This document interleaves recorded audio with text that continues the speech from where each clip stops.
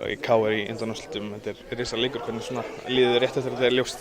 Já, bara spenntur. Þetta hafa alltaf verið, þessi leikir hafa aldrei svikið neitt.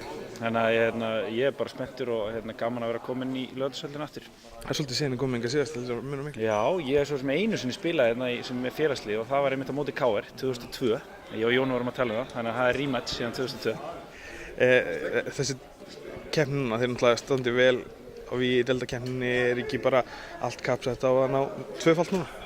Jú, auðvitað stefnir maður á að ef maður hefur burði og lið í það að stefna á alla titla og gerir maður þá og við erum starfnir í því að gera þá, þú veist, auðvitað upp og niður í þessu sem lið að spila vel og vinna og eins og við erum að gera núna, við erum samt að vinna leiki sem kannski við erum að ströggla smá og þurfum kannski aðeins að laga það en við erum ágætis siglingu núna.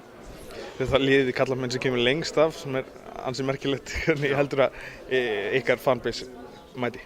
Það verður tróðfullt, þetta verður bara eins og bikarúrslit á 5. deginum og eins og á að vera, það verður fullt af káringum og njárvíkingum og þetta verður bara flottur dagur.